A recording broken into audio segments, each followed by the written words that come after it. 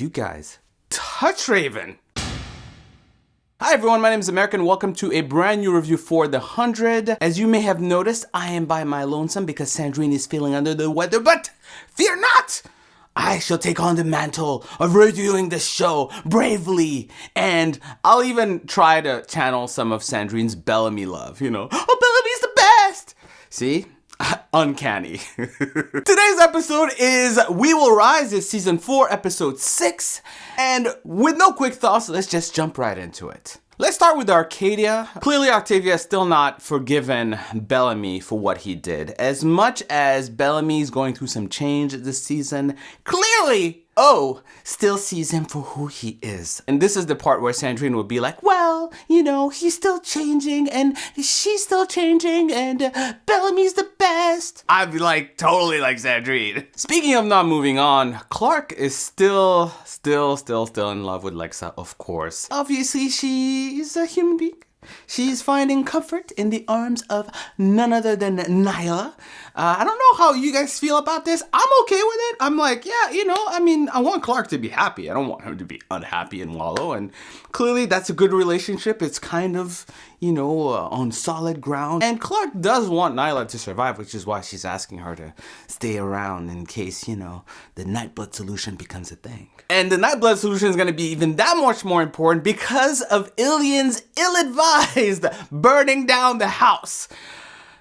Ilian. Look, here's the thing. Ilian clearly is the least popular person at Arcadia right now. And I don't blame them. I don't blame them. If someone comes in and literally burns down what is apparently the only shot you have of surviving, how are you gonna do this? And also, how are you gonna be like, oh man, you didn't even know. Okay, well, it's cool, it's all right. No, you're gonna be pissed off and you're gonna want to kill him. So of course, you have Cain coming up and saying, no.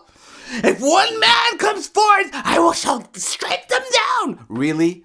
Really? That's where you're drawing the line? That's where you're like, no, that's not who we are. Bro, that is who you are. You are dying. You are literally close to death. And your people who right now are just red with anger, you're not helping them out by being like, no, that's not who we are. I'm like, I feel like Cain this season is like the anti-Pike. As much as Pike went way too far in just attacking people for no reason, Cain is just not really going far enough in meeting justice. I mean, that's all people want, like some sense of justice, and Cain is not really dealing with it. He's like, what can we do except protect him? There are no other options. God, Cain, sometimes you just frustrate me. I feel in this particular stage, yeah, Octavia kind of just said, you know what? Screw it. Mob guys, go get him. It's cool. Which obviously brought the big moment where she was like, no, I'm not Pike. But I do think Octavia really is confronting her demons, right? This is, I think, the worst things have been for her since Lincoln has died. It's all coming to sort of like a head, especially in that moment where she's holding a gun, which is very unlike her, right? Because so far throughout this season, she has not held a gun a single time. The first time she does, she sort of breaks down, which in my opinion is very symbolic of her fragility in a way. So with Octavia running away and Jaha releasing Ilian, really, there we are, right? Octavia clearly now sort of like trying to find herself. Ilian also leaving, and we get a hint that this is not the last time we see him. So I wouldn't be surprised if you saw a sort of like Octavia Ilian team up. I know it sounds weird, but I kind of see that happening. It's a very real possibility. And as we've seen in the previous season trailers, Octavia is still slated to be painted up, looking like a badass, just very much into her assassin mode. So we're not fully seeing Octavia assassin just yet. I still think there's like hints coming up. So I'm looking forward to seeing that. Moving on to the road trip, aka Clark and Bellamy trying to bring the fuel all the way to Abby and Raven.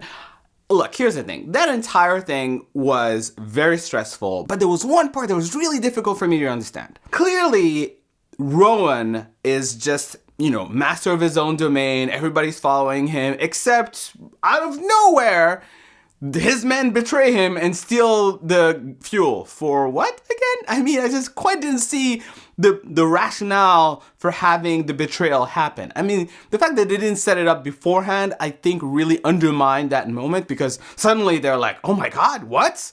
They betrayed their chief and their leader? I didn't see that coming. That wasn't clear. That wasn't established that that was a risk. It did have this whole big action sequence where they're going after the truck and Rowan is jumping like, ah! So, I mean, I'm cool with that. It was a great scene and everything. But in the end, was there anything that was advanced? Not really. The big thing that actually came out of it was the fact that there was one fuel that was attacked, so they'd have way less, way less than they were expecting. But it's in this moment that I'm gonna channel Sandrine again, because there was indeed a profound moment between Clark and Bellamy where he's like, Clark, if I don't come back. And Clark is like, no, you will come back. And Sandrine was like, oh my God! And I was like, ugh. I know you guys think that I'm a Bellamy hater, but I'm not. I'm just really a big Lexa shipper. I'm such a troll. Which brings us to Beccas Lab. Personally, my favorite part of the episode. Murphy, who's playing sort of like the guard, looking after Ray Ray as Ray Ray's trying to figure out this way to go up to the space and save everyone. I thought those were some really powerful scenes, from Murphy and Raven confronting each other and Raven attacking him and just saying, I hate you, and then leading to Luna holding Raven ever so gently and just bringing her back. That was such a sweet moment. I have to say, I know I've had my reservations with Luna, but man, this episode, she kind of brought it. I kind of like her. So, are we still shipping Maven? Are we still shipping Murphy and Raven? I'm gonna go with yes, right? I'm still feeling that. Although, Luna and Raven, I'm seeing that happening too. So, just so that we cover all our bases, let's get some ship names going. Look, this is what we do. We make ship names. So, Luna and Raven. Laven. Ooh, don't feel it. Luna, Runa? Raven, Runa? I don't know. I don't feel either of them. So comment below, let me know what kind of names should we go there. I'm still Maven, but let's find a backup. You never know. I mean, if in a way even Luna's trying to make Maven happen, because she's the one who actually brought Murphy back in the fold and say, you're the only one that can help her out because it's the fighter that survives. And I was like, yeah, you're right. Maven for life. Which obviously led Murphy to inspire a Raven in thinking, well, I mean, why are you trying to just do this whole thing automatically and safely? And guess what? That's kind of what she did. And as she said it herself, it took all her fuel, but she managed to land. In that last scene where you see Murphy and Luna telling Raven that they don't have enough fuel, and then Raven goes into shock, I was expecting a bigger moment, right? I thought we were gonna see another one of those hallucinations where it looks like it's real, but it's not really happening. And then you cut to Raven, just being like, but no, we didn't end up with that. We just sort of like ended up with just us being worried about Raven. Like, here's the thing. I'm not worried about Raven. I think Raven's gonna be just fine. Partly because if she's not, shit is gonna go down. I mean, I don't want to be dramatic or anything, but you do not fucking touch Raven. I'm just putting it out there. No one, and I mean no one, touches Ray Ray. And this is obviously setting up the next episode to be even more dramatic, so oh my God. But what about you? How do you think Raven is gonna handle this whole thing? Is she gonna make it? We all know she's gonna make it. But do you think she's gonna make it? Like, just comment below, let us know. Like, do you think Ray Ray is making it? If you like this video, please give it a thumbs up. If you're new, make sure to subscribe so you don't miss any of the 100 videos. Thanks so much for watching. Until next time, bye. I kind of like this freedom of being able to express myself finally. Lexa is the best. Bellamy sucks. I'm kidding. Or am I?